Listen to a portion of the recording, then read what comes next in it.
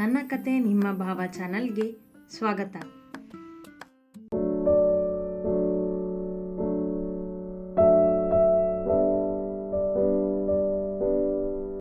ಪದ್ಮಜ್ಜಿ ಮಲಗಿದ್ದರು.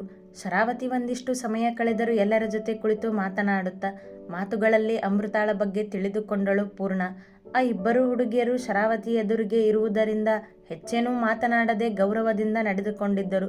ಅವರಿಬ್ಬರ ನಡವಳಿಕೆ ಶರಾವತಿಯವರಿಗೆ ಇಷ್ಟವಾಗಿತ್ತು. ಅಮೃತಾಳನ್ನು ಆಯುಷ್ ಇಷ್ಟಪಡುತ್ತಿರುವುದರಿಂದ ಅವರಿಬ್ಬರ ಮದುವೆಯ ಬಗ್ಗೆ ಅವರಿಗೆ ಹೆಚ್ಚೇನೂ ಯೋಚನೆ ಇರಲಿಲ್ಲ. ಅಲ್ಲದೆ ಆಯುಷ್ ಕೂಡ ಇನ್ನೂ ಅವಳಿಗೆ ತನ್ನ ಪ್ರೀತಿ ಹೇಳಿರಲಿಲ್ಲವಲ್ಲ. ಹಾಗಾಗಿ ಅವರಿಬ್ಬರ ಬಗ್ಗೆ ಇನ್ನೂ ಅಷ್ಟೊಂದು ತಲೆ ಕೆಡಿಸಿಕೊಂಡಿರಲಿಲ್ಲ. ಇನ್ನು ಭಾರ್ಗವ್ ಪೂರ್ಣ ಆಗಾಗ ನೋಟದಲ್ಲಿ ಸಿಕ್ಕಿ ಬೀಳುತ್ತಿದ್ದರು. ಆದರೆ ಶರಾವತಿಯವರಿಗೆ ಇನ್ನೂ ಸಮಯ ಬೇಕಿತ್ತೇನೋ, ಹಾಗಾಗಿ ಅವರಿನ್ನೂ ಯಾವ ತೀರ್ಮಾನಕ್ಕೂ ಬಂದಿರಲಿಲ್ಲ. ಸಮಯ 4 ಗಂಟೆ ಆಗಿದ್ದನ್ನು ಕಂಡ ಪೂರ್ಣ, ಆಂಟಿ ನಾನಿನ್ನು ಬರ್ತೀನಿ ಎಂದು ಮೇಲೆದ್ದಳು. ಹಾಂ, ನಾನು ಹೋಗಿ ಬರ್ತೀನಿ ಮೇಡಮ್ ಎನ್ನುತ್ತಾ ಅಮೃತ ಕೂಡ ಮೇಲೆದ್ದಳು. ವೇಟ್, ಇಬ್ರು ಕುಂಕುಮ ತಗೊಂಡೋಗಿ ಎಂದು ದೇವರ ಕೋಣೆಯತ್ತ ನಡೆದರು ಶರಾವತಿ. ಭಾರ್ಗವ್ ಆಯುಷ್ ಕೂಡ ಎದ್ದು ನಿಂತರು. ಭಾರ್ಗವ್ ಪೂರ್ಣಳನ್ನೇ ನೋಡಿದ. ಅವಳು ಅವನನ್ನೇ ನೋಡಿದಾಗ ನೋಟ ಬದಲಿಸಿದ. ಆದರೆ ಆಯುಷ್ ಮಾತ್ರ ಅವರಿಬ್ಬರನ್ನೇ ನೋಡುತ್ತಿದ್ದ. ಅವರಿಬ್ಬರ ಮುಖದ ಭಾವನೆಗಳು ಅವನಿಗೆ ಸ್ಪಷ್ಟವಾಗಿ ಕಾಣುತ್ತಿತ್ತು. ಅವನ ನೋಟ ಗಮನಿಸಿದ ಅಮೃತ, ನಿಮ್ಮಿಬ್ಬರ ಜೋಡಿ ಚೆನ್ನಾಗಿದೆ ಎಂದು ಬಿಟ್ಟಳು. ಪೂರ್ಣ ಭಾರ್ಗವನ ಜೋಡಿ ಎಂದು ತಿಳಿದು ಅವಳ ಮಾತಿಗೆ ನಿಂತಿದ್ದ ಮೂವರ ಕಣ್ಣರಳಿತು. ಮೂವರು ಅವಳನ್ನೇ ನೋಡಿದರು ವಿಸ್ಮಯ ಕಂಡಂತೆ. ಯಾಕೆ ಹಾಗೆ ನೋಡ್ತಿದ್ದೀರಾ ನೀವು? ನಾನೇನಾದರೂ ತಪ್ಪಾಗಿ ಮಾತಾಡಿದ್ನ? ಆಯುಷ್ನನ್ನೇ ನೋಡುತ್ತಾ ಕೇಳಿದಳು ಮೆತ್ತಗೆ. ಅವ ಭಾರ್ಗವ್ ಮತ್ತು ಪೂರ್ಣಳನ್ನು ನೋಡಿದ. ಅವರಿಬ್ಬರು ತಾವಿಬ್ಬರು ಮೊದಲ ಬಾರಿ ಎದುರಾಗಿರುವರೇನೋ ಎಂಬಂತೆ ನಾಚಿಕೆಯಲ್ಲಿ ತಲೆ ತಗ್ಗಿಸಿ ಅತ್ತಿತ್ತ ನೋಡುತ್ತಾ ನಿಂತರು. ನೋನೋ, ಸರಿಯಾಗೇ ಹೇಳಿದೀಯಾ ಎಂದ ಆಯುಷ್ ಅಮೃತಾಳ ಮಾತಿಗೆ. ಅವನನ್ನೇ ತುಸು ಗಂಭೀರವಾಗಿ ನೋಡಿದ ಭಾರ್ಗವ್, ಆಯು ಎಂದ ಕೊಂಚ ಒರಟಾಗಿ. ಅವನ ನೋಟಕ್ಕೆ ಹೆದರಿದವ, ಅಂದರೆ ಆ ಥರ ಏನಿಲ್ಲ ಅಮ್ಮು, ಪೂರ್ಣ ನಮ್ಮ ಫ್ಯಾಮಿಲಿ ಫ್ರೆಂಡ್ ಎಂದ ಅವಳ ಕಲ್ಪನೆ ತಪ್ಪು ಎಂಬಂತೆ ಸರಿಪಡಿಸಿ. ಹೌದಾ, ಸಾರಿ ಎಂದಳು ಹುಡುಗಿ ತನ್ನ ತಲೆಗೆ ತಾನೇ ಪೆಟ್ಟು ಕೊಟ್ಟು. ಅಷ್ಟರಲ್ಲಿ ಶರಾವತಿ ಕುಂಕುಮ ಹಿಡಿದು ಬಂದು ಟೇಬಲ್ ಮೇಲಿಟ್ಟರು. ಅವರಿಬ್ಬರು ಹಣೆಗೆ ಕುಂಕುಮ ಇಟ್ಟುಕೊಂಡು ಹೋಗಿ ಬರ್ತೀವಿ ಎಂದರು. ತಮ್ಮ ಕೈಯಲ್ಲಿದ್ದ 2 ಸ್ವೀಟಿನ ಚೀಲಗಳಲ್ಲಿ ಒಂದನ್ನು ಅಮೃತ ಕೈಗಿಟ್ಟು, ಅಮೃತ ಇದು ಆಶ್ರಮದಲ್ಲಿರೋ ಮಕ್ಕಳಿಗೆ ಎಂದು ಇನ್ನೊಂದನ್ನು ಪೂರ್ಣಳ ಕೈಗೆ ಕೊಟ್ಟು, ಪೂರ್ಣ ಇದು ಮನೆಗೆ ಎಂದರು. ಪೂರ್ಣ, ನೀವು ಸ್ಕೂಟಿ ತಂದಿಲ್ವಲ್ಲ, ಹೇಗೆ ಹೋಗ್ತೀರಾ ಕೇಳಿದ ಆಯುಷ್ ಅವಳನ್ನೇ ನೋಡುತ್ತಾ. ಆಟೋದಲ್ಲಿ ಹೋಗ್ತೀನಿ ಆಯುಷ್ ಎಂದಳು. ಬೇಡ ಪೂರ್ಣ, ಭಾರ್ಗವ್ ನಿನ್ನನ್ನು ಡ್ರಾಪ್ ಮಾಡ್ತಾನೆ ಎಂದರು ಶರಾವತಿ. ಹಾಂ, ಅಣ್ಣ ನಿಮ್ಮನ್ನು ಡ್ರಾಪ್ ಮಾಡ್ತಾನೆ ಎಂದ ಆಯುಷ್ ಅವರ ಮಾತಿಗೆ ಮಾತು ಬೆಸೆದು. ಕೊಂಚ ಹಿಂಜರಿದ ಭಾರ್ಗವ್, ನನಗೆ ಆಫೀಸ್ನಲ್ಲಿ ಕೆಲಸ ಇದೆ ಅಮ್ಮ. ಅಯ್ಯೋ, ಹೇಗಿದ್ರು ಅಮೃತನ ಡ್ರಾಪ್ ಮಾಡೋದಕ್ಕೆ ಹೋಗ್ತಾನೆ, ಅವನೇ ಡ್ರಾಪ್ ಮಾಡ್ತಾನೆ ಎಂದ ಜೇಬಿನಲ್ಲಿ ಕೈ ಇಟ್ಟು ನಿಂತು. ಅವಳನ್ನು ಕೋಣೆಯಲ್ಲಿ ಅಪ್ಪಿ ಹಿಡಿದಿದ್ದನಲ್ಲವೇ ಆ ನಾಚಿಕೆ ಅವನಲ್ಲಿ. ಇಲ್ಲ ಅಣ್ಣ, ನಾನು ಅಮೃತನ ಜೊತೆ ಸ್ವಲ್ಪ ಮಾರ್ಕೆಟ್ ಹೋಗೋದಿದೆ, ಅದಕ್ಕೆ ನೀನೇ ಪೂರ್ಣನ ಡ್ರಾಪ್ ಮಾಡಿಬಿಡು ಸುಳ್ಳಾಡಿದ ಆಯುಷ್ ಬೇಕೆಂದೆ. ಅವರಿಬ್ಬರೂ ಜೊತೆ ಹೋಗುವುದೇ ಅವನಿಗೆ ಬೇಕಾಗಿದ್ದದ್ದು. ಮಾರ್ಕೆಟ್ಗಾ? ಯಾಕೆ ಆಯುಷ್ನನ್ನೇ ನೋಡುತ್ತಾ ಕೇಳಿದಳು ಅಮೃತ. ಆಶ್ರಮದ ಮಕ್ಕಳಿಗೆ ಒಂದಿಷ್ಟು ಬುಕ್ಸ್ ತಗೋಬೇಕು ಅಂತ ಹೇಳಿದ್ದೆ ಅಮ್ಮು, ನೀನೇ ಮರ್ತಿರ್ಬೇಕು ಅನಿಸುತ್ತೆ, ಬಾ ಹೋಗೋಣ ಎಂದು ಅವಸರಿಸಿದವ. ಅಣ್ಣ, ಪೂರ್ಣನ ಡ್ರಾಪ್ ಮಾಡಿಬಿಡು ಎಂದ ಭಾರ್ಗವನನ್ನೇ ನೋಡುತ್ತಾ. ಅವನ ಸುಳ್ಳು ಕಂಡು ಹಿಡಿದ ಭಾರ್ಗವ್, ನೋ ಆಯು ಎಂದು ಮಾತನಾಡುವಷ್ಟರಲ್ಲೇ ನಾನು ಆಟೋದಲ್ಲಿ ಹೋಗ್ತೀನಿ ಎಂದಳು ಪೂರ್ಣ. ಅವಳ ಸ್ವಾಭಿಮಾನ ಗೊತ್ತಿದ್ದದ್ದೇ, ಅಲ್ಲದೆ ಭಾರ್ಗವನ ಜೊತೆ ಹೋಗಲು ಅವಳಿಗೂ ನಾಚಿಕೆಯೇ. ಶ್ ಎಂದು ಎಲ್ಲರ ಮಾತು ತಡೆದ ಶರಾವತಿ, ಆಯು ನೀನು ಅಮೃತನ ಡ್ರಾಪ್ ಮಾಡು, ಭಾರ್ಗವ್ ನೀನು ಪೂರ್ಣನ ಡ್ರಾಪ್ ಮಾಡಿ ಆಫೀಸ್ ಹೋಗು ಎಂದು ಆಜ್ಞೆ ಮಾಡಿದರು. ಇನ್ನವರ ಮಾತಿಗೆ ಎದುರಾಡುವಂತಿಲ್ಲವಲ್ಲ. ಅವರು ಹೇಳಿದಂತೆಯೇ ತಮ್ಮ ತಮ್ಮ ಕಾರ್ ಹತ್ತಿ ಹೊರಟರು. ಆಯುಷ್ ಮತ್ತು ಅಮೃತಾಳ ಮಾತುಗಳಲ್ಲೇನೂ ವಿಶೇಷವಿರಲಿಲ್ಲ. ಪೂರ್ಣ ಮತ್ತು ಭಾರ್ಗವನ ಬಗ್ಗೆ ಅವಳಿಗೆ ಹೇಳುತ್ತಾ ಹೊರಟ ಆಯುಷ್ ದಾರಿಯುದ್ದಕ್ಕೂ. ಆದರೆ ಯಾವಾಗಲೂ ಜಗಳ ಮಾಡುವವರು ಈಗ ಮೌನವೇ ತಮ್ಮನ್ನು ಆಳುತ್ತಿರುವಂತೆ ಕುಳಿತಿದ್ದರು ದಾರಿ ನೋಡುತ್ತಾ. ಕೋಪದಲ್ಲಿ ತಾನು ಪೂರ್ಣಳನ್ನು ಹಾಗೆ ಅಪ್ಪಿ ಹಿಡಿದಿದ್ದು ತಪ್ಪು ಎನ್ನಿಸಿತ್ತು ಭಾರ್ಗವನಿಗೆ. ಆದರೆ ತನ್ನ ಅಹಂ ಬಿಟ್ಟು ಕ್ಷಮೆ ಕೇಳುವವನಲ್ಲ. ಅದಕ್ಕಿಂತ ಹೆಚ್ಚಾಗಿ ನಾಚಿಕೆ, ಸಂಕೋಚವೇ ಅವನನ್ನು ಆವರಿಸಿದ್ದು. ಅವ ಎಂದೂ ಯಾವ ಹುಡುಗಿಯ ಜೊತೆಯೂ ಹಾಗೆ ನಡೆದುಕೊಂಡವನಲ್ಲವಲ್ಲ. ಅವಳನ್ನಪ್ಪಿ ತಪ್ಪನ್ನು ತಾನೇ ಮಾಡಿರುವಾಗ ಅದೆಷ್ಟು ಹೊತ್ತು ಆ ಮೌನ ಸಹಿಸುವ ಅವ? ಮೌನ ಮುರಿಯಲು ಯಾಕೆ ಸುಮ್ಮನೆ ಕೂತ್ಕೊಂಡಿದ್ಯಾ ಎಂದ ಮತ್ತದೇ ತನ್ನ ವರಸೆ ತೋರಿಸುತ್ತಾ. ಮನದಲ್ಲಿ ಹುಟ್ಟಿದ್ದ ಭಾವನೆಗಳು ಅವನ ಮನದಲ್ಲಿ ಅಡಗಿದ್ದವು. ಇನ್ನು ಅವನ ಮಾತಿನ ದಾಟಿ ಅರಿತವಳು ತಾನು ನಾಚಿಕೆ ಬಿಟ್ಟು, ಮತ್ತೆ ಡ್ಯಾನ್ಸ್ ಮಾಡಬೇಕಿತ್ತಾ ಎಂದು ಕೇಳಿದಳು. ನಿನ್ನ ಮಾತನ್ನೇ ಸಹಿಸೋಕ್ಕಾಗೋದಿಲ್ಲ, ಅಂಥದ್ರಲ್ಲಿ ಡ್ಯಾನ್ಸ್ ಬೇರೆ ನೋಡಬೇಕಾ ಛೇಡಿಸಿದ ದಾರಿ ನೋಡುತ್ತಾ. ಅಲ್ಲ, ಯಾವಾಗಲೂ ಹೀಗೆ ಒರಟಾಗಿ ಮಾತಾಡಿಕೊಂಡು ಎಲ್ಲದಕ್ಕೂ ಸಿಡ್ಕೋದೇ ಆಯ್ತಲ್ಲ ನಿಂದು. ಅದೇ ಆಯುಷ್ನ ನೋಡು, ಹೇಗೆ ಎಲ್ರ ಜೊತೆ ನಗ್ತಾ ಮಾತಾಡ್ತಾನೆ. ನೀನು ಯಾಕೆ ಹಾಗಿರೋದಿಲ್ಲ? ನಿಮ್ಮಿಬ್ಬರನ್ನ ನೋಡಿದ್ರೆ ನನಗೊಂದು ಅನುಮಾನ, ನಿಜವಾಗ್ಲೂ ನೀವಿಬ್ಬರು ಅವಳಿ ಜವಳಿನ ಅಂತ ಕೇಳಿದಳು ಅವನತ್ತ ನೋಡುತ್ತಾ. ಭಾರ್ಗವ್ ಶರ್ಮಾನೇ ನಾನು ಹಾಗೆ ಯಾರೂ ಇರೋಕ್ಕೆ ಸಾಧ್ಯ ಇಲ್ಲ, ನಾನು ಯಾರ ಹಾಗೂ ಇರೋದಿಲ್ಲ, ಮೈಸೂರಿನ ಕಿಂಗ್ ಕಣೆ ನಾನು ಎಂದ ಮತ್ತದೇ ಅಹಂನಿಂದ. ಯಾವಾಗ ನೋಡಿದ್ರು ಇದೊಂದು ಹೇಳ್ತೀಯ, ಭಾರ್ಗವ್ ಶರ್ಮಾ ನಾನು, ಮೈಸೂರಿನ ಕಿಂಗ್ ನಾನು ಅಂತ. ನನಗಂತೂ ಯಾವತ್ತೂ ಹಾಗೆ ಅನಿಸ್ಲಿಲ್ವಲ್ಲ. ನಿನಗೆ ನೀನೇ ಮೈಸೂರಿನ ಕಿಂಗ್ ಅನ್ಕೊಂಡು ಜಂಬ ಕೊಚ್ಕೋತೀಯ ಎಂದಳು ಅವನನ್ನೇ ನೋಡುತ್ತಾ ಮೂಗು ತಿರುವಿದಳು ಕೊನೆಯಲ್ಲಿ. ನಾನು ಕಿಂಗ್ ಅಂತ ನನಗೆ ಗೊತ್ತಿದ್ರೆ ಸಾಕು, ಅದನ್ನ ನಿನ್ನ ಮುಂದೆ ಪ್ರೂವ್ ಮಾಡೋ ಅವಶ್ಯಕತೆ ನನಗಿಲ್ಲ. ಆ್ಯಂಡ್ ಟೈಮ್ ಬಂದಾಗ ನಿನಗೆ ಗೊತ್ತಾಗುತ್ತೆ ನಾನು ಕಿಂಗ್ ಅನ್ನೋದು ಎಂದ ಅಹಂಕಾರಿ. ಎಂದೂ ಕೆಳಗಿಳಿಯುವವನಲ್ಲ ತನ್ನ ಮಾತಿನಲ್ಲಿ. ಹಾಂ, ರಾಜ ಆದವನಿಗೆ ತಪ್ಪು ಮಾಡಿದಾಗ ಸಾರಿ ಕೇಳಬೇಕು ಅನ್ನೋ ಪ್ರಜ್ಞೆ ಇರುತ್ತೆ, ಆದರೆ ನಿನಗಿಲ್ವಲ್ಲ ಎಂದಳು ಅವನನ್ನು ಛೇಡಿಸುವಂತೆ. ಆ ಪ್ರಜ್ಞೆ ನಿನಗೂ ಇಲ್ವಲ್ಲ? ನಾನೇನು ನಿನ್ನ ಹಾಗೆ ಮೈಸೂರಿನ ಮಹಾರಾಣಿ ಅಂತ ಮೆರಿತಿಲ್ವಲ್ಲ. ನಾನು ಅಮ್ಮನಿಗೆ ಮಾತು ಕೊಟ್ಟಿದ್ದೀನಿ ಅಂತ ಸುಮ್ಮನಿದ್ದೀನಿ ಕಣೆ ಶುಗರ್ಲೆಸ್. ಇಲ್ದಿದ್ರೆ ಇಷ್ಟೊತ್ತಿಗೆ ನಿನ್ನ ಹತ್ರ ಸಾರಿ ಕೇಳೋ ಹಾಗೆ ಮಾಡ್ತಿದ್ದೆ ಎಂದ ಅವಳನ್ನೊಮ್ಮೆ ನೋಡಿ. ಅವಳು ಅದಕ್ಕಾಗಿಯೇ ಕಾಡುತ್ತಿದ್ದಳಲ್ಲವೇ ಅವನನ್ನು.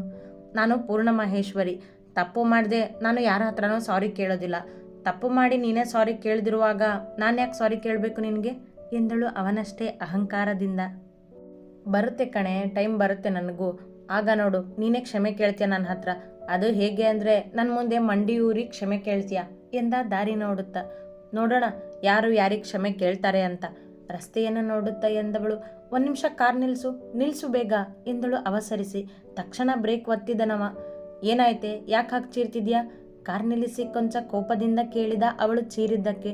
ಅಲ್ಲೋಡು ಎಂದಳು ದಾರಿಯ ಮಧ್ಯೆ ಬಾಂಬೆ ಮಿಠಾಯಿ ಮಾರುತ್ತಾ ನಿಂತವನನ್ನು ಕಂಡು. ಅವಳ ಹುಡುಗುತನಕ್ಕೆ ಇನ್ನೂ ಕೋಪಗೊಂಡವ ಕ್ಷಣ ಹಣೆ ಮಧ್ಯೆ ಕೈ ಇಟ್ಟು ಕಣ್ಮುಚ್ಚಿ ತೆಗೆದವನೇ.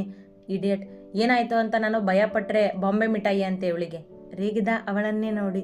ಅದು ನನ್ನ ಫೇವ್ರೇಟ್, ನಾನು ನೋಡಿದಾಗಲೆಲ್ಲ ಅದನ್ನು ತಗೊಳ್ಳದೇ ಇರೋದಿಲ್ಲ, ಅದಕ್ಕೆ ಕಾರ್ ನಿಲ್ಲಿಸು ಅಂದೆ. ಅವನ ಕೋಪ ನೋಡಿ ಮುಖ ಉಬ್ಬಿಸಿಕೊಂಡು ಎಂದವಳು. ತಗೊಂಡು ಬರ್ತೀನಿ ಇರು ಎಂದು ಅವನ ಮಾತಿಗೂ ಕಾಯದೆ ತಕ್ಷಣ ಕಾರಿನಿಂದ ಇಳಿದು ಓಡಿದಳು ಮಿಠಾಯಿ ಮಾರುವವನ ಬಳಿ. ಅವ ಅವಳನ್ನೇ ನೋಡುತ್ತಾ ಕಾರಿನಲ್ಲಿ ಕುಳಿತ. ಖುಷಿಯಿಂದ ಅವಳು ಮಿಠಾಯಿ ಕೊಳ್ಳುವುದನ್ನೇ ನೋಡುತ್ತಿದ್ದವನ ಮನದಲ್ಲಿ ಪ್ರೀತಿ ಎಂಬ ಹೂವು ಅರಳಿತಾಗಲೇ ಅವನಿಗೆ ಅರಿವಿಲ್ಲದೆ ಕೋಪ ಮರೆತು ಮುದ್ದು ಮೊಗ ನೋಡುತ್ತಿದ್ದವನ ಪಕ್ಕದಲ್ಲಿ ನಿಮಿಷಗಳಲ್ಲಿ ಬಂದು ಕುಳಿತಳು ಪೂರ್ಣ, ಕೈಯಲ್ಲಿ ಮಿಠಾಯಿ ಹಿಡಿದು. ಅವಳ ಮೇಲಿನ ಅವನ ದೃಷ್ಟಿ ಮಾತ್ರ ಇನ್ನೂ ಬದಲಾಗಲಿಲ್ಲ. ನೀನು ತಿಂತೀಯಾ ಕೇಳಿದಳು ಅವನನ್ನೇ ನೋಡುತ್ತಾ. ಅವಳ ಮಾತಿಗೆ ಎಚ್ಚೆತ್ತು ನೋಟ ಬದಲಿಸಿದವ. ಎಂದು ತಲೆ ಆಡಿಸಿದ ಅತ್ತಿತ್ತ. ನಿನಗೆ ಲಡ್ಡು ಬಿಟ್ಟು ಬೇರೆ ಏನು ತಿನ್ನೋಕೆ ಬರುತ್ತೆ ಹೇಳು? ಪಟಪಟನೆ ಎಂದವಳು ಮಿಠಾಯಿಯನ್ನು ಕೈಯಿಂದ ಸ್ವಲ್ಪ ಎಳೆದು ಬಾಯಿಗಿಟ್ಟಳು. ಅದು ಬಾಯಲ್ಲಿ ಕರಗಿದಾಗ ಸೂಪರ್ ಎಂದು ಸವಿದಳು. ನಿನಗಿಷ್ಟ ತಾನೇ, ತಿನ್ನು, ಸುಮ್ಮನೆ ನನ್ನ ವಿಷಯಕ್ಕೆ ಬರಬೇಡ ಎಂದ ಅವಳೆಂದ ಮಾತಿಗೆ. ಅವನ ಮಾತಿಗೆ ತಲೆ ಕೆಡಿಸಿಕೊಳ್ಳದೆ ಮಿಠಾಯಿ ಬಾಯಿಗಿಟ್ಟು ಸವಿಯುತ್ತಿದ್ದಳವಳು. ನನಗೆ ತುಂಬ ಇಷ್ಟ ಇದು, ನೋಡು ನನ್ನ ಬಾಯಿ ಎಲ್ಲ ಪಿಂಕ್ ಆಗಿದೆ ಅಲ್ವಾ ಎನ್ನುತ್ತಾ ಚಿಕ್ಕ ಮಕ್ಕಳಂತೆ ಅವನ ಮುಂದೆ ನಾಲಿಗೆ ಹೊರಗೆಳೆದು ತೋರಿಸಿದಳು. ಹಾಂ, ರಾಕ್ಷಸಿ ಥರ ಕಾಣಿಸ್ತಿದ್ಯಾ ಎಂದನವ ಕಾಡಲು. ಅವನ ಮಾತಿಗೆ ಮುಖ ಗಂಟಾಕಿದವಳು. ನಾನು ರಾಕ್ಷಸಿ ಥರ ಕಾಣ್ತಿದ್ದೀನಿ, ಆದರೆ ನೀನು ರಾಕ್ಷಸನೇ ಗೊಣಗಿದಳಾದರೂ ಅವನ ಕಿವಿಗೆ ಬಿದ್ದಿತು ಅವಳ ಮಾತು. ಅವಳನ್ನೇ ದಿಟ್ಟಿಸಿದ ಉರಿಗಣ್ಣಿನಿಂದ. ಅವನ ಕೋಪಕ್ಕೆ ಬೆಚ್ಚಿದವರಂತೆ, ನೀನು ಸ್ವಲ್ಪ ಟೇಸ್ಟ್ ನೋಡು, ನೀನು ಮಾಡೋದು ನೋಡಿದರೆ ಇದನ್ನ ತಿಂದೇ ಇಲ್ಲ ಅನಿಸುತ್ತೆ ಎಂದವಳೆ ಸ್ವಲ್ಪ ಮಿಠಾಯಿ ಎಳೆದು ಅವನ ಬಾಯಿಗೆ ಇಟ್ಟೇ ಬಿಟ್ಟಳು ಅವನಪ್ಪಣೆಗೆ ಕಾಯದೆ. ಬೇಡ ಎನ್ನುತ್ತಿದ್ದವ ಅವಳು ಬಾಯಿಗಿಟ್ಟಾಗ ಕರಗಿದ ಮಿಠಾಯಿ ಸವಿಯುತ್ತಾ ಅವಳನ್ನೇ ನೋಡಿದ. ಅವನ ಆ ನೋಟದಲ್ಲಿ ಕೋಪವಿರಲಿಲ್ಲ, ಅಹಂಕಾರವಿರಲಿಲ್ಲ. ಅವಳು ತನ್ನ ಬಾಯಿಗೆ ಸಿಹಿ ಇಟ್ಟಿದ್ದರ ಸುಂದರ ಕ್ಷಣವೊಂದು ಅವನ ಮನವನ್ನು ಕರಗಿಸಿತ್ತು ಮಿಠಾಯಿಯಂತೆ. ಚೆನ್ನಾಗಿದೆ ಅಲ್ವಾ ಎನ್ನುತ್ತಾ ಅವನ ನೋಟ ಗಮನಿಸಿದವಳು ಮಿಠಾಯಿ ತಿನ್ನುವ ಅವಸರದಲ್ಲಿ ಮೈಮರೆತು ತಾನೇನು ಮಾಡಿದಳೆಂದು ನೆನೆದು ಅವನನ್ನೇ ನೋಡಿದಳು. ಮತ್ತೆ ಮತ್ತೆ ಇಬ್ಬರ ನೋಟ ಬೆರೆಯುತ್ತಲೇ ಇತ್ತು. ಬಾಯಲ್ಲಿ ಕರಗಿದ ಆ ಸಿಹಿಗಿಂತ ಆ ಕ್ಷಣವೇ ಸಿಹಿ ಎನ್ನಿಸಿತು ಇಬ್ಬರಿಗೂ. ಅವರಿಬ್ಬರನ್ನು ಎಚ್ಚರಿಸುವಂತೆ ಬೇರೆಯ ಕಾರಿನ ಹಾರ್ನ್ ಜೋರಾಗಿ ಕೇಳಿತು ಕಿವಿಗೆ. ಆ ಸದ್ದಿಗೆ ಎಚ್ಚೆತ್ತವರು ವಾಸ್ತವಕ್ಕೆ ಬಂದಾಗ ಭಾರ್ಗವ್ ಪಕ್ಕದಲ್ಲಿ ತಿರುಗಿ ನೋಡಿದ. ಸ್ವಪ್ನಳ ಕಾರ್ ನಿಂತಿತ್ತು.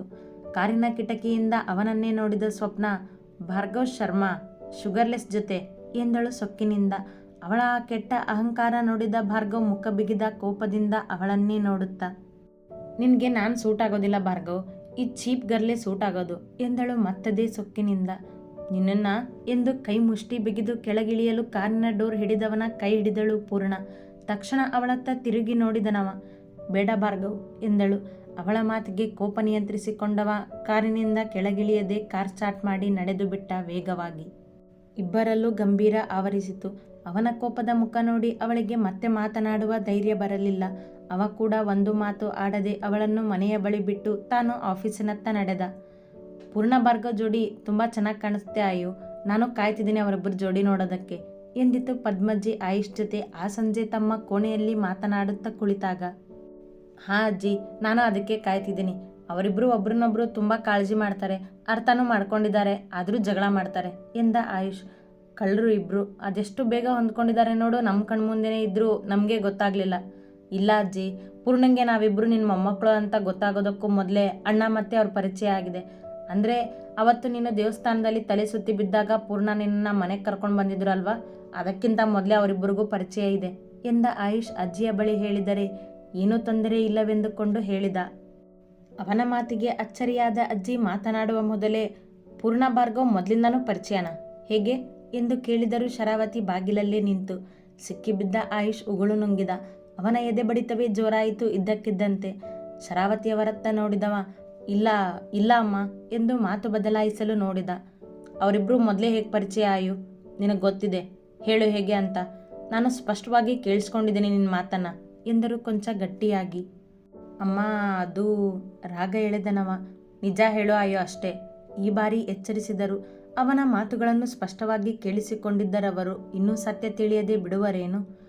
ಅವರಿಬ್ಬರು ಹೇಗೆ ಪರಿಚಯ ಆಗಿದ್ದಾರೆ ಅಂತ ನನಗೆ ಗೊತ್ತಿಲ್ಲ ಅಮ್ಮ, ಆದರೆ ಅಣ್ಣ ತೊಂದರೆ ಕೊಡ್ತಿದ್ದ ಹುಡುಗಿ, ಅಂದರೆ ಅವತ್ತು ಅಣ್ಣ ಅಂದ್ಕೊಂಡು ನನ್ನ ಹತ್ರ ಸಾರಿ ಕೇಳು ಅಂದಿದ್ದ ಹುಡುಗಿ ಬೇರೆ ಯಾರೂ ಅಲ್ಲ ಅಮ್ಮ, ಪೂರ್ಣನೇ ಎಂದ ಆಯುಷ್ ದಾರಿ ಇಲ್ಲದೆ ಸತ್ಯ ಹೇಳಿಯೇ ಬಿಟ್ಟ. ವಾಟ್, ಭಾರ್ಗವ್ ತೊಂದರೆ ಕೊಡ್ತಿದ್ದ ಹುಡುಗಿ ಪೂರ್ಣನ? ಆಘಾತ ಆದವರಂತೆ ಕೇಳಿದರು. ಹಾಂ ಅಮ್ಮ, ಪೂರ್ಣನ ಮೊದಲು ಈ ಮನೆಯಲ್ಲಿ ನೋಡಿದಾಗಲೇ ನನಗೂ ಗೊತ್ತಾಗಿದ್ದು, ಆ್ಯಂಡ್ ಅವತ್ತೇ ನನಗೂ ಅಣ್ಣನಿಗೂ ಗೊತ್ತಾಗಿದ್ದು ಲಕ್ಷ್ಮಜ್ಜಿ ಮೊಮ್ಮಗಳು ಪೂರ್ಣನೇ ಅಂತ. ಅಲ್ಲಿವರೆಗೂ ಅಣ್ಣನಿಗೆ ಅವಳು ಲಕ್ಷ್ಮಜ್ಜಿ ಮೊಮ್ಮಗಳು ಅಂತ ಗೊತ್ತಿರಲಿಲ್ಲ ಅಮ್ಮ, ನಿಜವಾಗ್ಲೂ ಎಂದವ ಭಾರ್ಗವನ ಪರವಾಗಿಯೇ ಮಾತನಾಡಿದ. ಮೊದಲು ಕೇಳಿದಾಗ ಅವನು ಏನೂ ಹೇಳಿರಲಿಲ್ಲ, ಆದರೆ ಪೂರ್ಣ ನಮ್ಮ ಮನೆಗೆ ಬಂದಾಗ ಹೇಳ್ಬೋದಿತ್ತಲ್ಲ. ಏನೋ ಗೊತ್ತೇ ಇಲ್ದಿರೋ ಥರ ನಾಟಕ ಮಾಡಿದ್ರಿ ಇಬ್ಬರು. ಮತ್ತೊಮ್ಮೆ ಅವನ ಮೇಲೆ ಅನುಮಾನ ಮೂಡಿದಾಗ ನಾನು ಆ ಹುಡುಗಿ ಯಾರು ಅಂತ ಮತ್ತೆ ಕೇಳಿದ್ದೆ ನಿಮ್ಮಿಬ್ಬರನ್ನು. ಆಗ್ಲಾದರೂ ಹೇಳಬೇಕಿತ್ತಲ್ಲ ಆ ಹುಡುಗಿ ಪೂರ್ಣನೇ ಅಂತ, ಯಾಕೆ ಹೇಳಿಲ್ಲ ನೀವಿಬ್ಬರು? ತುಸು ಗಂಭೀರವೇ ಆಯಿತು ಅವರ ಧ್ವನಿ. ಅಮ್ಮ ಅದು ಮೊದಲೇ ಅಣ್ಣ ಮತ್ತು ನಿನ್ನ ಮಧ್ಯೆ ಜಗಳ ಆಗ್ತಿತ್ತಲ್ವಾ ಈ ವಿಷಯದ ಬಗ್ಗೆ. ಇನ್ನೂ ಪೂರ್ಣನಿಗೆ ಅಣ್ಣ ತೊಂದರೆ ಕೊಟ್ಟಿದ್ದು ಅಂತ ಗೊತ್ತಾದರೆ ಎಲ್ಲಿ ನೀನು ಅವರಿಗೆ ಸಾರಿ ಕೇಳು ಅಂತೀಯೋ, ಮತ್ತೆ ಎಲ್ಲಿ ನಿಮ್ಮಿಬ್ಬರ ಮಧ್ಯೆ ಜಗಳ ಆಗುತ್ತೋ ಅಂತ ಅಣ್ಣ ನಾನು ನಿನ್ನಿಂದ ವಿಷಯ ಮುಚ್ಚಿಟ್ಟಿದ್ವಿ ಅಮ್ಮ, ಕೊಂಚ ಭಯದಲ್ಲೇ ಹೇಳುತ್ತಿದ್ದ ಅವ. ಅವನ ಮಾತಿಗೆ ಮತ್ತೆ ಮಾತನಾಡದೆ ಯೋಚಿಸುತ್ತಾ ನಿಂತರು ಶರಾವತಿ. ಅಮ್ಮ, ಮತ್ತೆ ಅಣ್ಣನ ಜೊತೆ ಜಗಳ ಬೇಡ ಅಮ್ಮ. ಈಗ ಅವರಿಬ್ಬರ ಮಧ್ಯೆ ಮೊದಲಿನ ಹಾಗೆ ಜಗಳ ಏನೂ ಇಲ್ಲ. ಇಬ್ಬರು ಒಬ್ರನ್ನೊಬ್ರು ಕಾಡಿಸ್ಕೊಂಡು ಚೆನ್ನಾಗಿದ್ದಾರೆ ಅಮ್ಮ. ಆ್ಯಂಡ್ ಅವರಿಬ್ಬರ ಮನದಲ್ಲೂ ಭಾವನೆಗಳಿವೆ, ಆದರೆ ಇಬ್ಬರು ಹೇಳ್ಕೊತಿಲ್ಲ ಅನಿಸುತ್ತೆ ನನಗೆ ಅವರನ್ನು ನೋಡಿದರೆ ಎಂದ ಆಯುಷ್ಗೆ ಅವರಿಬ್ಬರನ್ನು ಒಂದು ಮಾಡುವ ಆಸೆ. ಅವರಿಬ್ಬರು ಜೋಡಿ ನಮಗೆ ಚೆನ್ನಾಗಿ ಕಂಡ್ರೆ ಸಾಲದು ಆಯು, ಅವರಿಬ್ಬರು ಖುಷಿಯಿಂದ ಇರಬೇಕು, ಅವರಿಬ್ಬರು ಜೀವನ ಚೆನ್ನಾಗಿರಬೇಕು, ಅದು ಮುಖ್ಯ ನನಗೆ ಎಂದರು. ಅಮ್ಮ, ರಾಗ ಎಳೆದವನಿಗೆ ಸಣ್ಣ ಭಯ ಶರಾವತಿ ಎಲ್ಲಿ ಪೂರ್ಣಳನ್ನು ತಮ್ಮ ಸೊಸೆಯಾಗಿ ಮಾಡಿಕೊಳ್ಳಲು ನಿರಾಕರಿಸುವರೋ ಎಂದು. ಭಾರ್ಗವ್ ಬಂದಮೇಲೆ ಮಾತಾಡ್ತೀನಿ ಅವನ ಜೊತೆ, ಆದರೆ ಅದಕ್ಕೂ ಮೊದಲು ಕಂಟಿಯಲ್ಲಿದ್ದಾನೆ ಕರಿ, ಅವನಿಗೆಲ್ಲ ಗೊತ್ತಿರುತ್ತೆ, ಅವನಿಂದಾನೇ ಬಾಯಿ ಬಿಡಿಸ್ತೀನಿ ಎಲ್ಲಾನು. ಇವತ್ತು ಈ ವಿಷಯದಲ್ಲಿ ಒಂದು ನಿರ್ಧಾರಕ್ಕೆ ಬರಲೇಬೇಕು ನಾನು ಎಂದು ಕೋಣೆಯಿಂದ ಹೊರಬಂದರು.